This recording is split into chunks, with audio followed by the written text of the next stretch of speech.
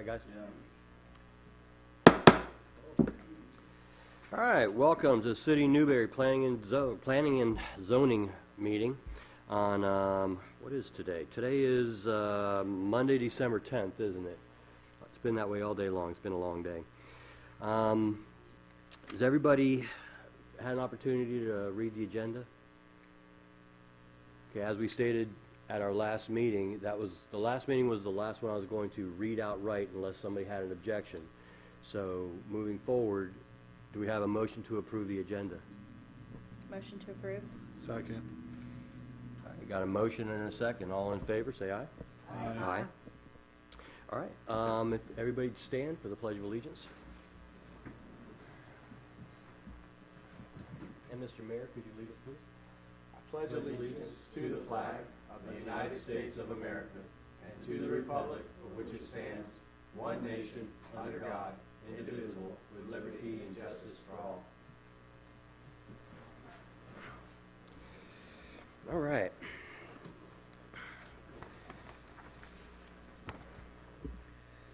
Has everybody also had an opportunity to look at last month's meeting minutes? Is there anything out of the ordinary? Any corrections need to be made? Is everything good? Move to approve the minutes. Second. We got a motion and a second. All those in favor say aye. Aye. Aye. All right, motion passes. All right. This point, we usually have announcements, but we don't have any new announcements up here from us. So we also have no old business, which takes us to new business. A, we have a legislative public hearing, application CPA 18-05. It's an application by the City of Newberry to amend the text of the future land use element of the City of Newberry Comprehensive Plan. The proposed changes are related to establishing solar farms as a permissible use within the City of Newberry as specified in policies 1.6.1.2 and 1.6.2 and 1.6.4.1 of the future land use element. And at the conclusion, we'll announce the date the application will first be heard by the City Commission if it passes. Mr. Thomas? Thank you, Mr. Chair. The first item for you is a proposed comprehensive plan change as it states that would allow for the permission of or the location of solar farms in certain districts. The second item is also related to the solar farms. It would be the companion land development regulation amendments. And so there's, just wanted to let you know, the presentation covers both because they're so interrelated. And so there's only one presentation for both.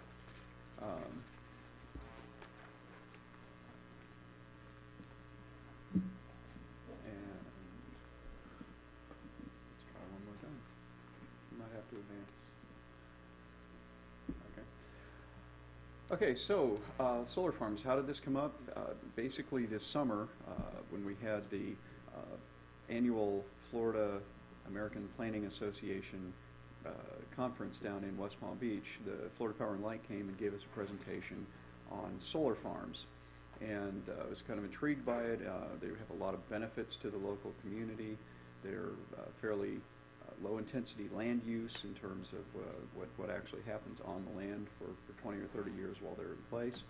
And so I got a little excited about it and wanted to come back, and I presented to the City Commission and asked if they would be interested in pursuing this further and making some amendments that would actually facilitate the development of a solar farm in Newberry. We're uniquely positioned here. We have some opportunities. We have two major power lines that run through our community, and so that's one of the criteria that you have to have, is that you have to have a transmission line that runs through your area, your community, that's large enough to handle the power that would be generated from one of these systems. And so some of the features, like I said, very low impacts on the land. even the posts that are driven into the ground, they're driven straight in. They don't use concrete to anchor them, so there's no removal of concrete in the future. They can pull the stakes up. The machines are reach in and grab them and pull them back out. But they're buried deep enough so that they meet all of the Florida wind load requirements. There have been a couple of the farms that were down in South Florida when took direct hits from hurricanes last year, and the only damage that they suffered was as a result of flying debris that came into the solar farm and hit the panels. They didn't lift up, they didn't fly off or anything in the hurricane. They're virtually silent. The ones that you see before you hear these in this picture are non-movable. They also have a variety that is movable that actually tracks with the location of the sun throughout the day to maximize the contact with the direct rays of the sun.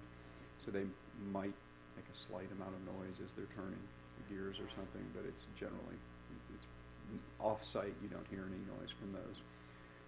They use almost no water, of course, but occasionally they will go out and clean them, so there might be some water usage during that period when they clean them. They are fully automated. There's nobody on site. There's a control station, and every once in a while somebody comes and checks it. It is automated, sends electronic signals off-site, and they're monitored, and if anything happens, then they send crews in to take care of them. And like I said, the ones here are 9 feet tall. The movable sun tracking systems usually a little bit taller, and in the ordinance, proposed ordinance amendments, it says 15 feet, and that's just to make it a little bit more accurate.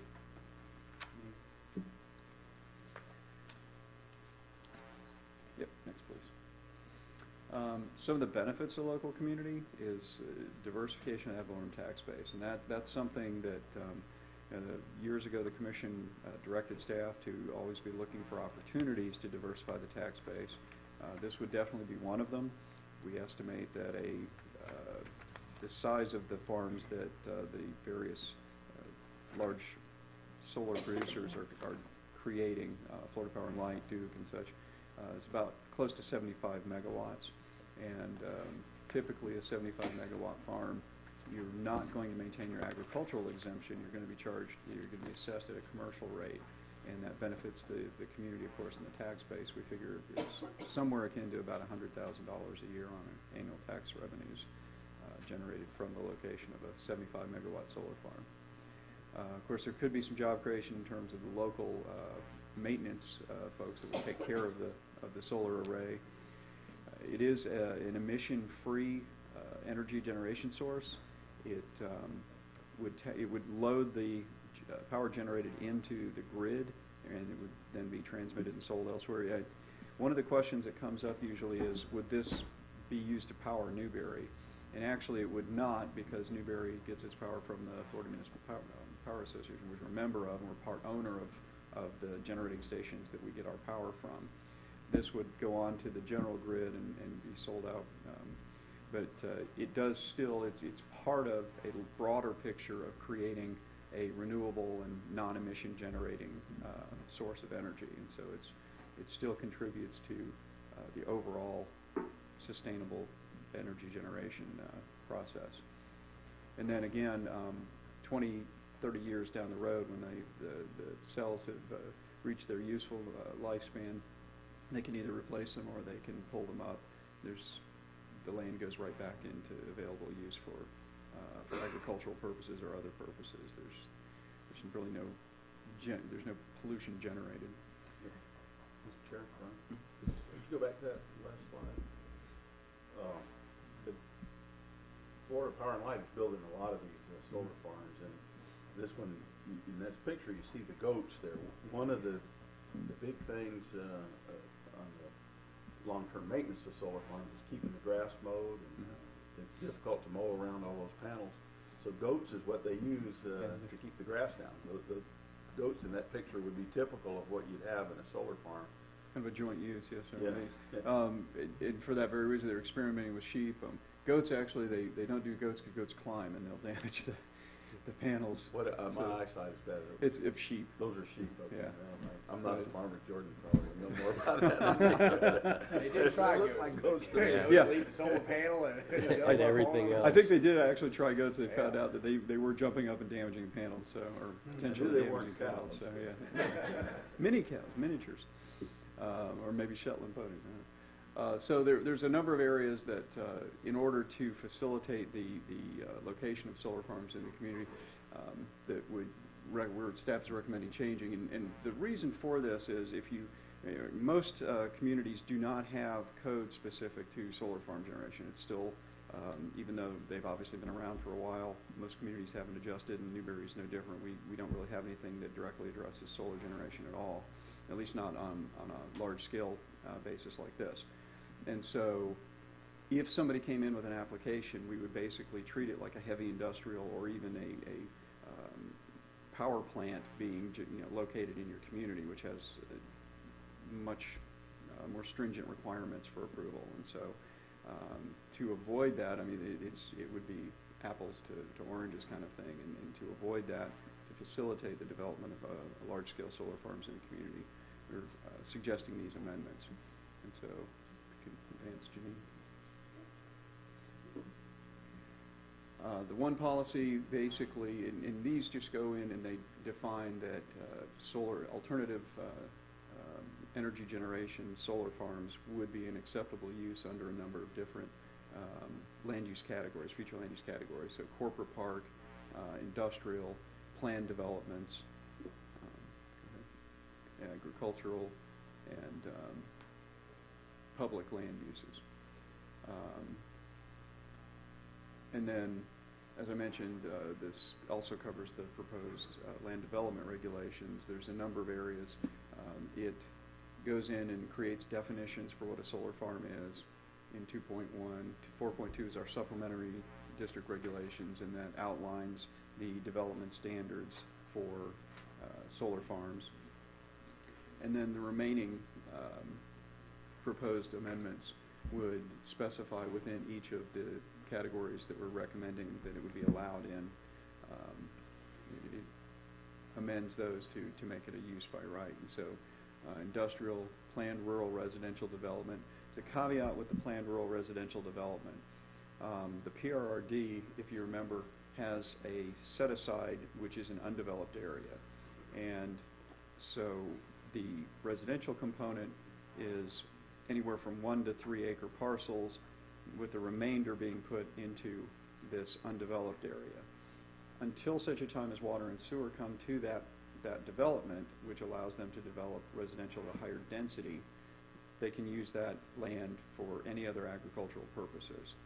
And so this would allow them to establish, and it could be one of two things. It could be either they establish a solar farm in the undeveloped area until such a time as water and sewer come and they can develop at a higher density and they take out the panels and they build houses, or it could be a solar farm that actually supplies the neighborhood, at least conceptually. Okay. So, And that would have been one of my questions. I was going to wait till we got started. Say a developer wanted to come in and put another housing development down there, but wanted to also include a solar farm. Now you're saying that one of these other solar farms that like FP&L might put in would not supply the city. They would just go back into the grid and be sold outside of the power be sold outside of the grid or outside of the city. But if a planned development comes in and they wanted to put a solar farm on that property where the housing community is going to be, they're allowed to power that neighborhood through a solar. the requirements for that are going to depend on which territory they're in. We have 3 territories in the city of Newberry. We've got the city of Newberry itself is our electric utility, which they would be able to have the solar farm, but they wouldn't be able to sell it back to the city of Newberry into our system because of our agreement, our contractual agreements with FMPA. But they would be able to necessarily generate it and sell it to someone else if they were on a transmission line. And then the other thing they could do is, again, depending on which territory they're in and what were the requirements for whether it's Clay Electric or Central Florida, whether or not they could generate the electricity for their own use on site, and so, or sell it into the grid. So, Okay. yeah, but it wouldn't. If it was in the city of Newberry's territory, it would not be powering the city. It would not be providing allowed to energy the power city of Newberry. that community. Okay. That's why I wanted to clarify that in my head. And then also, similar for planned developments, it will allow for, if they wanted to put a solar farm in a planned development, similar use either internally or sell externally. And then on agriculture, obviously, the biggest opportunity is in our large parcels of agriculturally zoned land. Mr. Chair, Bill, you might speak to this as well, but in our FMPA agreement, we made the exception that if the city desired to go into solar power, that we could, it was an exception from our all requirements provisions. And you're exactly right that I think that if it was a individual powered facility, it could not go back into our system. But if it was somehow partnered with the city, I think there could be an opportunity to do that with the development, potentially based upon the exception that we did. And Bill, I think we did that 3 years ago, something like that, with FMPA. Yeah, and it involves, like, as you know, a tri-party agreement with FMPA, the city, and the individual signing up to it. But that was envisioned for rooftop solar for individual users. I don't think we envisioned that as being part of a deal with utility scale solar. In that case, and FMPA has got into utility scale solar. Newberry has opted out of that, but a lot of the other cities in FMPA are built, and this could be one of the plants that's built in, or the farms that's built in Newberry, could be an FMPA utility scale solar that does go into the power pool that we're members of, although the deal is each individual customer has to agree to pay the price of solar, and a lot of people that are very environmentally oriented are willing to pay a little bit more in their bill to get solar power, and a lot of the cities are doing that. Newberry has opted not to, but it could be a big solar farm like this, 75 megawatt farm, could be run by FMPA in our community, and if we wanted to opt into that kind of power and pay a little more for it, then we could do that. I mean, I don't recommend a feed-in tariff, but, you know, that's in essence what you would be suggesting right there. Is a Yeah, feed-in Gainesville tariff. went the other way out. They said, we will That's pay right. you Yeah, to have that's right. solar, and so they sell it at a big loss.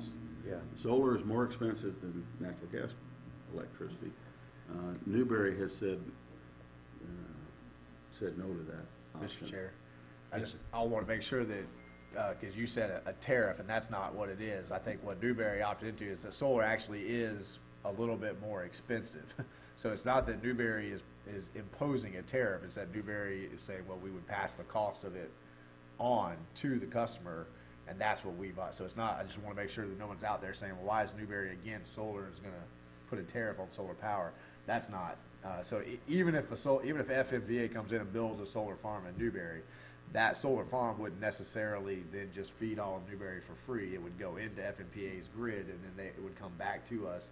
We'd still pay the cost of creating the solar farm, and which is right now, even with the cost of the panels, going down, and Bill can speak to that much more articulately than I can, but the solar power is still, when you look at the books, a little bit more expensive than the grid that we have. And I've been through it with 3 different companies trying to take my house solar and never been able to make the numbers work. It just ends up costing too much. So, but I just wanted to make sure that no one got confused and thought Newberry was imposing a tax on anybody who wanted solar. We just said, no, you'd have to pay the whole cost. We're not going to subsidize it. Is that right, Bill? With the whole subsidy, isn't there a federal tax cut anyways of like 30%? Or is that for an individual basis and not for what we're looking at? That covers residential and I believe commercial, smaller scale, but not on the scale of a utilities scale solar generation facility. So that wouldn't take any precedent over. Okay. Yeah, in the likelihood that in a planned development or a planned rural residential development that you'd have utility scaling is slim because you need several hundred acres to make one of those work, whereas a planned residential development or a PD at most might be 100 to 200 acres, and a lot of that is devoted to either residential lots or commercial development, and so you wouldn't have the available land to do a utilities scaled solar farm on one of those. It most likely would be something that would be serving the community that they were developing, just to reduce their electric bill, whoever their provider was. And so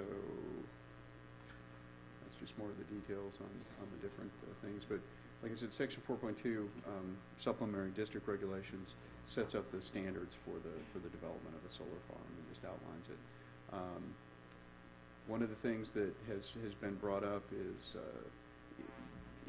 what we've presented does not require more than the typical 10-foot buffer on the edges. It doesn't require any landscape buffering, visual barriers of any kind. And the reason for that is if number one is just the scale. You're liable to have a solar farm might extend 14, 15, 2,000 feet, 100, 2,000 feet. And so actually trying, the cost of putting in landscaping would be prohibitive. But also, too, again, because of the scale, because, you're developing 300 to 600 acres typically for one of these farms, even if you did put up some sort of a visual barrier, you're still going to see the panels behind it. You're going to see the panels around it because of the topography or whatever. There's no effective way to screen a utility-sized solar farm, and so that's why you typically don't see those requirements in land development regulations, because it's not really practical, and it's a disincentive to the company that wants to come in and develop a solar farm, because it would be prohibitively expensive to have to landscape a couple thousand feet along a property line.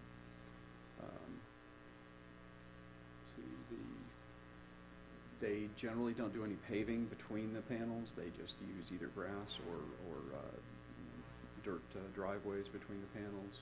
So again, eventually when the land is reclaimed, there's very little there to have to worry about. They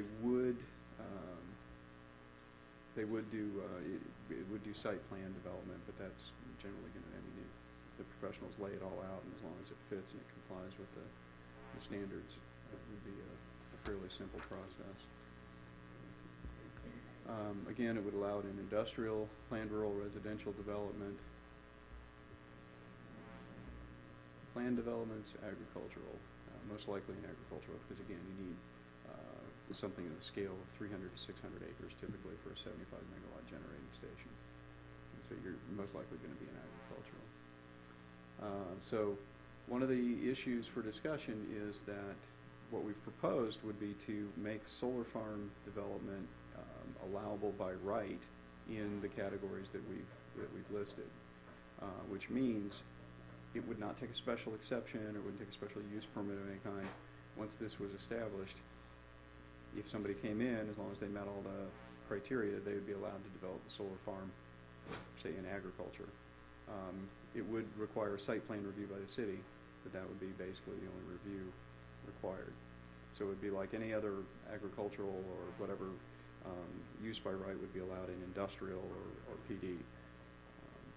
So that alternatively, you could require that they're approved and amended by special exception on a case-by-case basis.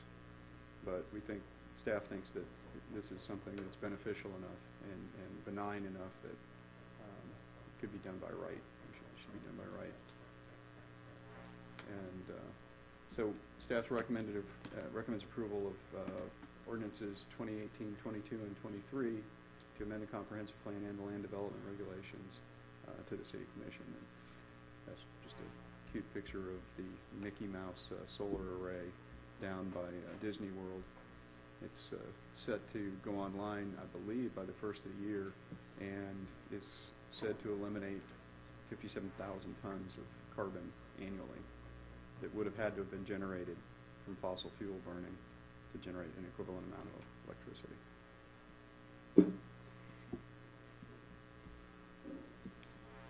So, in essence, by right would mean that anybody with deep enough pockets to buy 300 acres of land can put up a solar field and Mr. Chair, that's inundate our city with, inundate us with solar all around us. Actually, keep in mind that it could only occur where there's a transmission line, and so the transmission lines run through on Newberry Road, cross east of the Davis property, the Comoco Ranch property, and continue south. And then there's another line that's on the far western border of the city, Okay, so county that line. they would be limited along that line anyways then?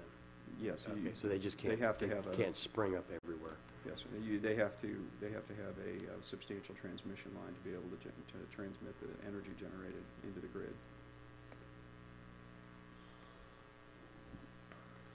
Mr. Chair. Yes, sir.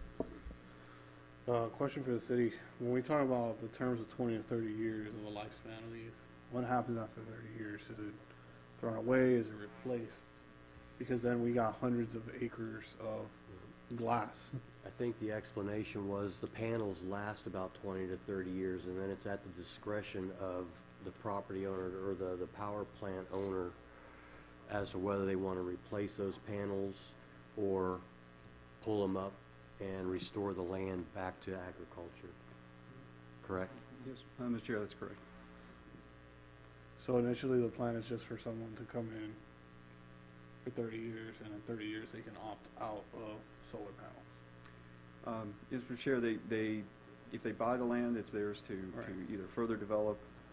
If they lease the land, some of these are done on a long-term lease basis, then they would basically, whatever the terms of their lease, they could either reinstall newer, more modern, efficient panels, or they could abandon it and turn it back over to the owner.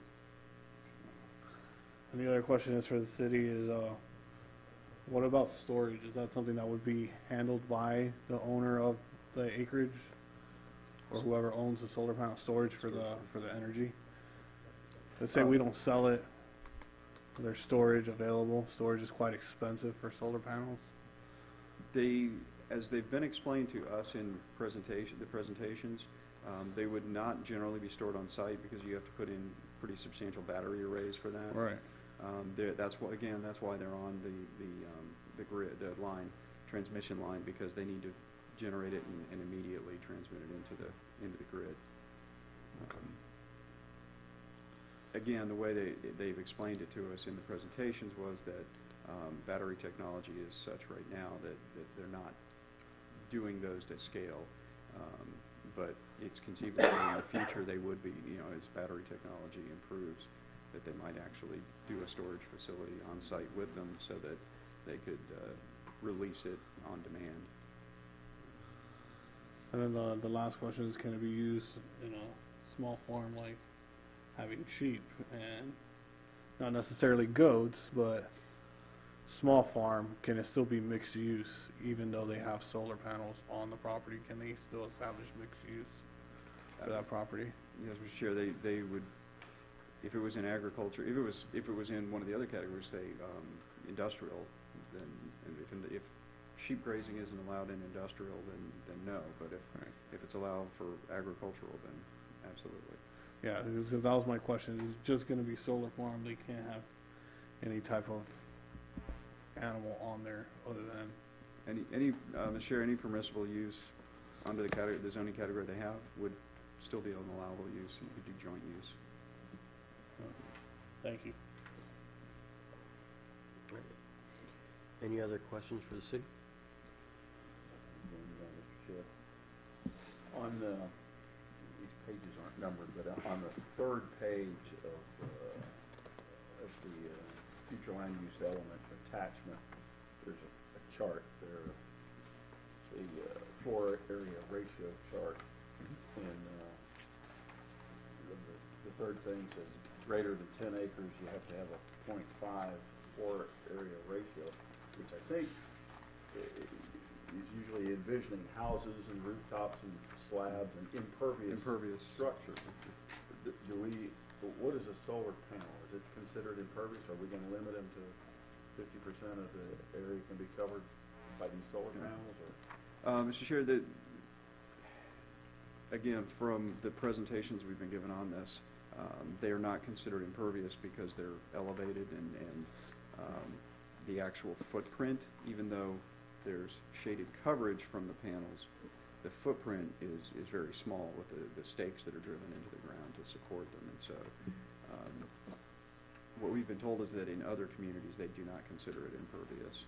And so should we have some kind of language following this chart that saying solar panels are not considered part of the floor area ratio? Certainly do that. You could certainly make that, Mr. Chair, we could certainly make that an addition or alteration.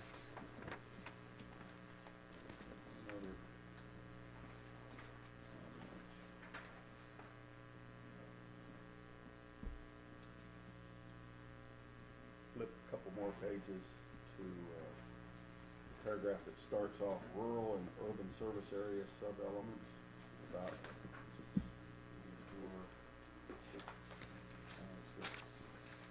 8 page into the first attachment. It's policy 1.6.4.1. Going down 1, 2, 3, 4 paragraphs. The agricultural land use classification consists of areas predominantly used for crop cultivation, specialty farms, dwelling units, blah, blah, blah. And then in red, we're adding and the production of alternative and or renewable energy resources, including solar energy facilities commonly referred to as solar farms. That the language, and the production of alternative and or renewable energy resources, including, kind of opens the door to many other things besides solar farms, which would include Absolutely. and solar farms are pretty beneficial to the environment. They just kind of sit there and collect sunlight. But there are other alternative sources of energy, biomass plants that are parabolic mirrors that very collect sunlight impactful. and then focus them on some other thing, and they kill a lot of birds in the transmission of this. I think that language is a little too broad, and it opens the door for all kinds of stuff that we haven't had a chance to discuss at this meeting, and things in the future that are going to come, alternative sources of energy. And I would think we ought to strike the alternative and or renewable energy resources and just say we're opening the door to solar farms. That's all we have a chance to really think about. Yeah. These other things, we need to take them on a case-by-case basis. That is what both of these items before us are for as well, solar farms. We're not discussing anything else. So I would feel uncomfortable passing something that opens the door to something we're not discussing. Mr. Chair, we, well, you haven't got to a point of a motion yet, but so, just so I'm clear, so we would be limiting it to photovoltaic solar farms as well, not the thermal solar farms, which is what Mr. Conrad was Yeah. referring Parabolic. to. Yeah, Okay. correct.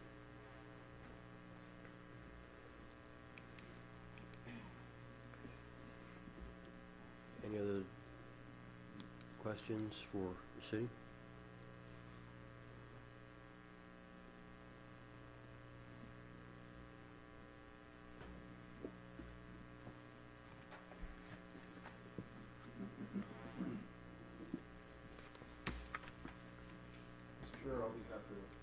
Mr. Chair, I'll be happy to go ahead and read the ordinance if you'd like. Okay, and then we can discuss it after the reading, correct? Correct. Okay. This will be ordinance number 2018-22, an ordinance of the City of Newberry amending ordinance 4-91 as amended, relating to the amendments of the text of the Newberry Comprehensive Plan under the regular amendment procedure established in sections 163.3161 through 163.3215 of the Florida statutes relating to solar farm development by amending policies Roman numeral 1.6.1.2, Roman numeral 1.6.2.2, little I 6.2.3, and Roman numeral 16.6.4.1 of the future land use element of the comprehensive plan, providing severability, repealing all ordinances in conflict, and providing an effective date. The appropriate motion is to approve the ordinance, send it on to the City Commission, which is ordinance number 2018-22.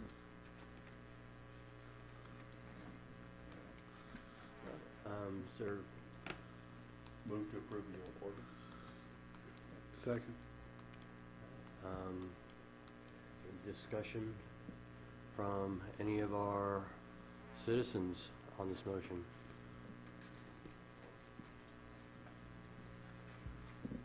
Hello, good evening. I'm Craig Brazier. I work with CHW. We're a land planning and engineering firm of Gainesville and Alachua County. We've actually done quite a bit of work with the city of Newberry.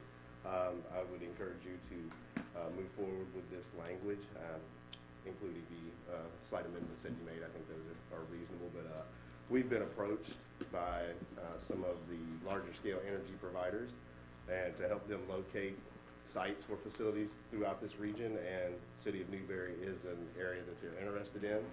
So I think what you're doing here is good, to be proactive so that when that opportunity comes knocking, you will be ready to take advantage of it, because as with most large scale projects of any kind of size, timing is very important.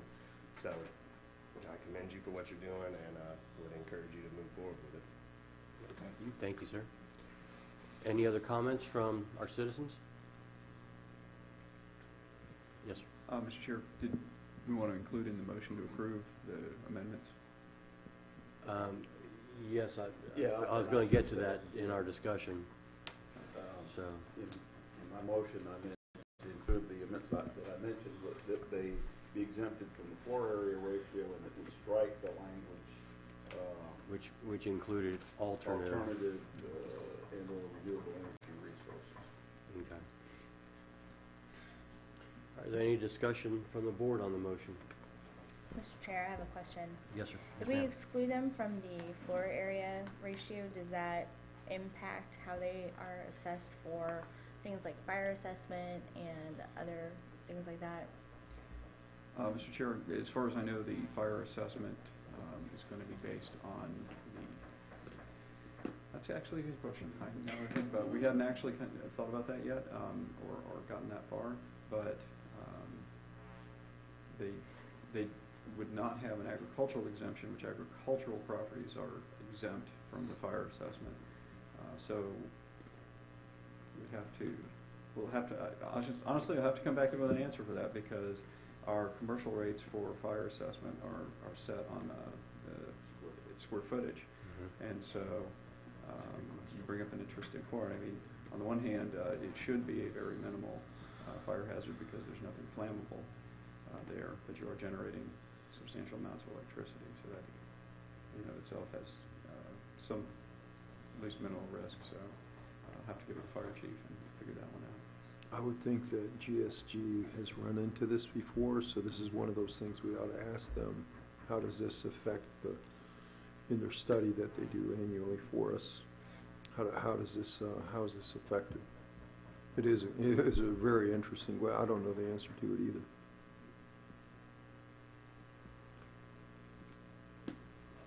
So do we continue with the amended motion to include the exemption from the floor ratio? I think the maker of the motion accepts the amendment, and the second accepts the stated amendments to the motion.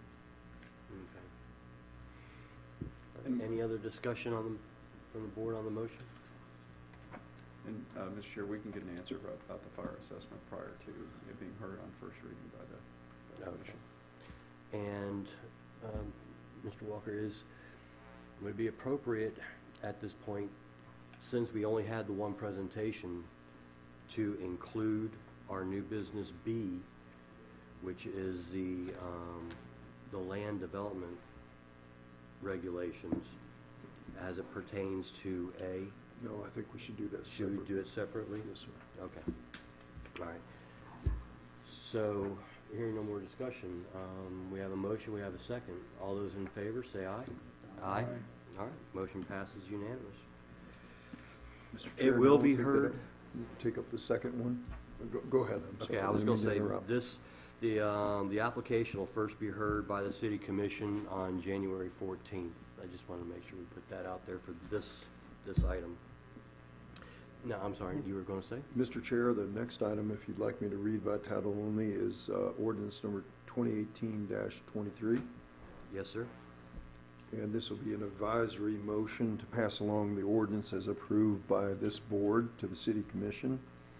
An ordinance of the city of Newberry, Florida, amending the text of the city of Newberry land development regulations as amended to amend sections 2.1 definitions, 4.4A agricultural, 4.17 I industrial, 4.18 PRRD planned rural residential development, and 4.21 PD planned development relating to the establishing standards for the development of solar farms and establishing allowable zoning districts, providing severability, repealing all ordinances in conflict, and providing an effective date. Appropriate motion is to pass ordinance number 2018-23 as read by title only. So moved. So, we got a motion? We have a second? Second. We got a motion and a second. Are there any citizens in the audience that would like to speak to the motion on the floor? All right. There being none, any discussion from the board on the motion? All right. So we have a motion, we have a second. All in favor, say aye. Aye. Aye. All right, motion carries. This one will also be first heard by the City Commission on January 14th. All right, next item is topics for members for discussion. Bill, do you have anything?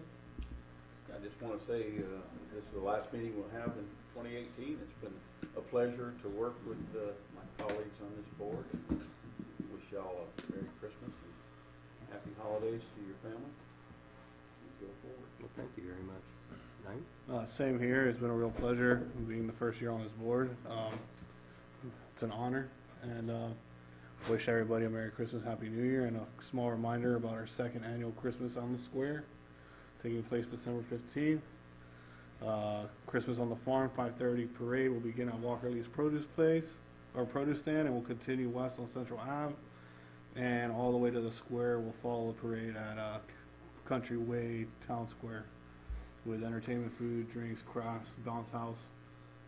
I believe bounce house are the biggest hits in these things. So thanks like to to think Spacewalk. So, but yes, that event, and yeah, Merry Christmas. Thank you guys. Ms. Swan? I'd just like to wish everybody a Merry Christmas, Happy New Year. Thank you very much. Mr. Mayor? I just want to thank you guys for your service for the past year. Merry Christmas, Happy New Year. The parade and Christmas on the square is going to be awesome. So see everybody there. Mr. Walker? Two things. First is December 17th at our office is going to be the 4 hours ethics training.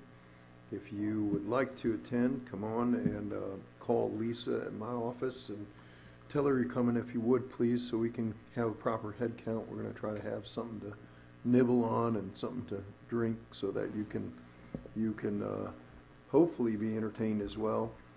And that kind of segues to the next thing, which is Andrea, who's in the back of the room. Why don't you come on up to the podium, Andrea, if you would, please.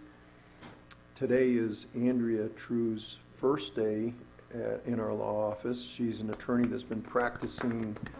Oh, thank you. I appreciate that. I say welcome aboard, but it's not my board.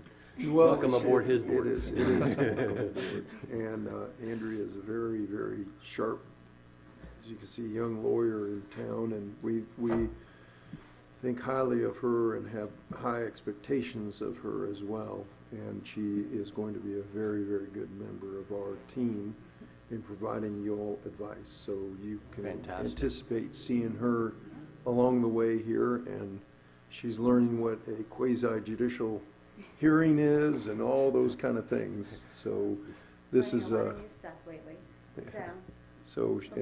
and the learning curve is real steep with her. She gets it real quick. She'll be presenting on the 17th, along with Dave Wagner, who's in our office and has been in our office. He's the retired county attorney, has been with us ever since he retired. Marion Radson, who's the former and now retired Gainesville city attorney, is going to be presenting. So just between those two gentlemen, you've got a wealth of information and knowledge that's going to be talking about ethics and public records and that sort of thing for our topic. And I'll be there along with Rich Maltby, who you all are familiar with. So I think we have a really talented group of presenters for you, and if you get a chance to make it, we would love to have you. And the other thing that this does is a little different format than we've done in the past. We see it as a time where you can talk to commissioners or public officials from Micanopy or City of High Springs or City of Alachua or City of Archer, and of course our city. And if any other cities want to be there, then we're welcoming them as well. So there might be a little bit of opportunity to collaborate a little bit too that evening. But And what time does it start? I believe our starting time is at 4 o'clock. I believe that's when our anticipation is. So and it's a 4-hour thing, so it's 4 o'clock till 8 o'clock. Okay. Any way to get that to me by email? Yes, we will make sure that everybody has an email out on this. All right, that's fantastic. Mr. Thomas? Just staff would just like to thank everybody for their service for the year. It's your volunteers, and we appreciate you spending your Monday evenings and sometimes more often with us here in service to the city. We greatly appreciate your help. Well, thank you very much. And I want to say happy holidays, and I hope everybody has a happy new year. It's been a blessing for me this year to be up here with all of you guys and ladies. And looking forward to next year with our board and going from there. But it's truly been a blessing. I've been honored to be up here with you guys. So thank you very much. I hope everybody has a Merry Christmas and a safe and Happy New Year.